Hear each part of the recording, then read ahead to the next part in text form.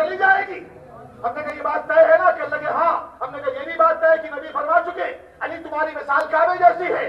اب جس سے چاہو علی کو نماز پڑھوا لو، علی کا کچھ نہ بگڑے گا، اس کی نماز چلی جائے گی. نبی فرما چکے. صلوات بر محمد وآل محمد. اللهم صل على محمد وآل محمد.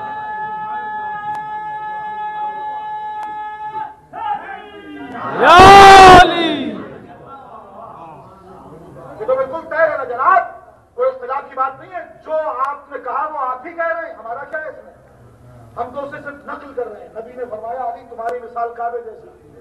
کعبے کے رخ پر نماز پڑھو، کعبے کی طرف پیٹ کر کے نماز نہ پڑھنا. کعبے کا کچھ نہ بگڑے گا، تمہاری نماز چلی جائے گی. بھائی نبی فرما چکے. اور حضور والا گفتگو پھر اس مرحلے فکر پر. نبی رحمت مجسم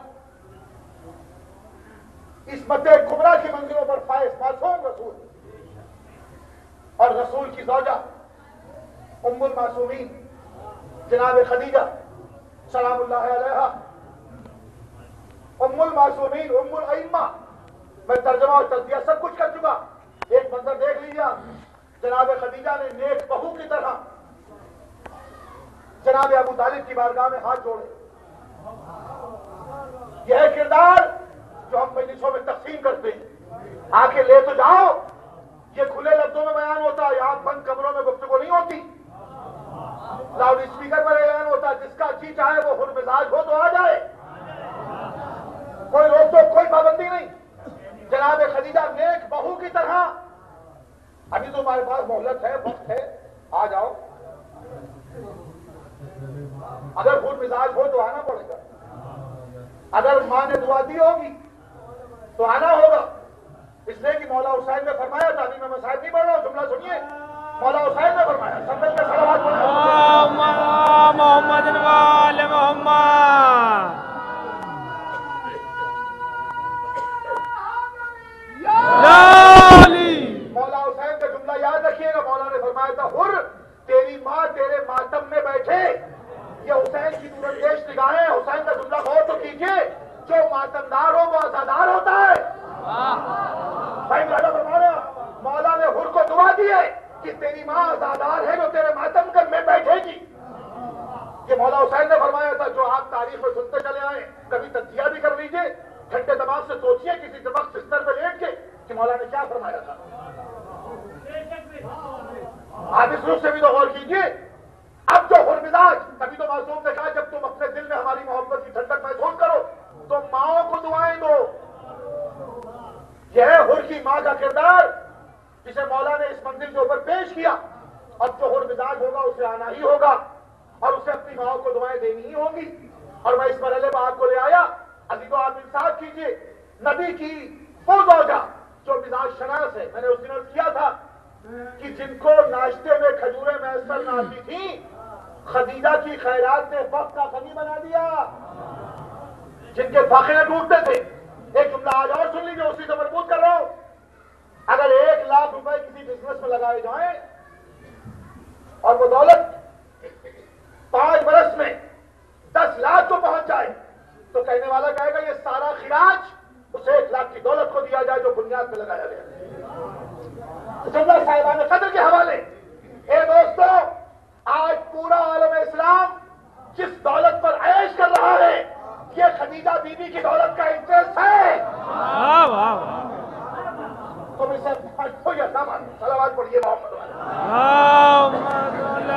محمد وآل محمد. اس لیے کہ بنیاد میں خدیجہ نے دولت لگائی تھی تب تم کلمہ پڑھنے کے لائق ہوئے. ورنہ اسلام کا بنیادی طور پر ایک ابتدائی زمانہ ہے. اور وہی خدیجہ ہیں جنہوں نے سرکار ابو طالب کی بارگاہ میں ہاتھ جوڑے اور آواز دی مکے کے مجاور آپ نے تو اتنا کھانا کھلایا ان کو، میں بھی کچھ انتظام کروں. آپ کی اجازت ہے؟ جناب ابو طالب نے کہا بسم اللہ. اور اب جناب خدیجہ نے 2 خیمے لگوائے. ایک طرف مردوں کا انتظام، ایک طرف عورتوں کا انتظام. آج جو ہمارے آپ کے بڑے بڑے اشتہارات میں سالانہ مجلسوں میں جو جملہ لکھا جاتا ہے کہ مستورات کے پردے کا معقول انتظام ہے، یہ سیرت خدیجہ ہے جس پر یہ قوم عمل کر رہی ہے. سیرت جناب خدیجہ ہے. مردوں کے خیمے کے باہر غلام، عورتوں کے خیمے کے باہر دینار کنیزیں، اور جب یہ کھانا کھا لیتے تھے تو ان کو درہم و دینار کی تھیلیاں دی جاتی تھی، ٹفن کیریئر دیا جاتا تھا، کھانے کا ڈبہ، اس میں سے بہت سے ایسے تھے جو لے کے نہیں جاتے تھے، تو ان کے ناموں کی فہرست تاریخ اسلام سنیے، ان کے ناموں کی فہرست جناب خدیجہ کی بارگاہ میں شام کو پیش ہوتی تھی، اور پھر جناب خدیجہ رات کی تاریکی میں ان کے دروازوں پر غلاموں کو بھجوا کے ایک جملہ کہلواتی تھی۔ اس جملے کے لیے میں تم کو یہاں تک لایا، جناب خدیجہ اپنے غلاموں سے کہتی تھی جاؤ جا کے ان سے کہو کہ میں تمہاری خیرتوں پر ضرب نہیں لگانا چاہتی، ہے جملہ بطور خاص، میں تمہاری خیرتوں پر ضرب نہیں لگانا چاہتی، یہ صدقہ نہیں ہے، محمد کا کرم ہے، اسے قبول کر لو۔ صلوات محمد والے محمد، میں تمہاری خیرتوں پر ضرب نہیں لگانا چاہتی، یہ صدقہ نہیں، محمد کا کرم ہے۔ ایک تو مزاج شناس زوجہ یہ ہے، اور دو ہم مقصد بیویاں اور ہیں۔ جی قرآن نے ان کا ذکر کیا ہے، نبی اپنی ایک زوجہ کے گھر سے شہد کا شربت پی کے آئے،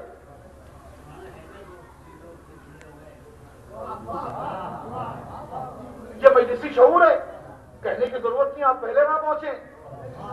جناب رسالت پاک اپنی زوجہ کے گھر سے شہد کا شربت پی کے آئے، اور ایک جملہ تاریخی سن لیجئے، جب تک جناب خدیجہ زندہ رہی نبی نے کوئی دوسرا عقد نہیں فرمایا۔ تاریخ گواہ ہے، جب تک جناب خدیجہ زندہ رہی سرکار دو عالم نے کوئی عقد نہیں فرمایا، جب تک جناب معصومہ بطول زندہ رہی علی مرتضیٰ نے کوئی دوسرا عقد نہیں کیا۔ صلوات پڑھیے محمد والے محمد والے محمد، یا علی۔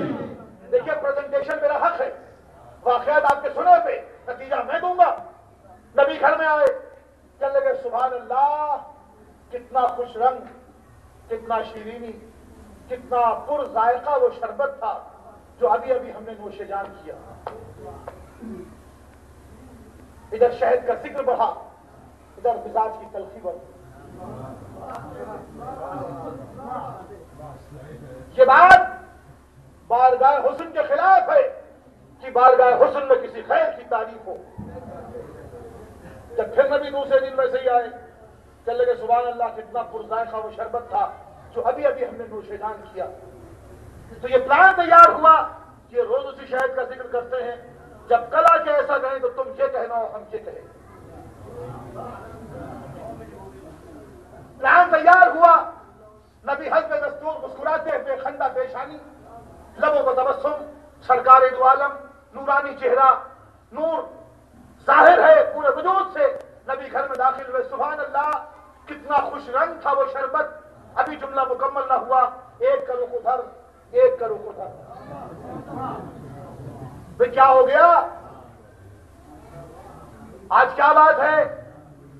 تو جملہ ان کا، مفہوم ان کا، جملہ میرا، استغفر اللہ تو کبھی کہنے ہی نہیں آیا زبان پر۔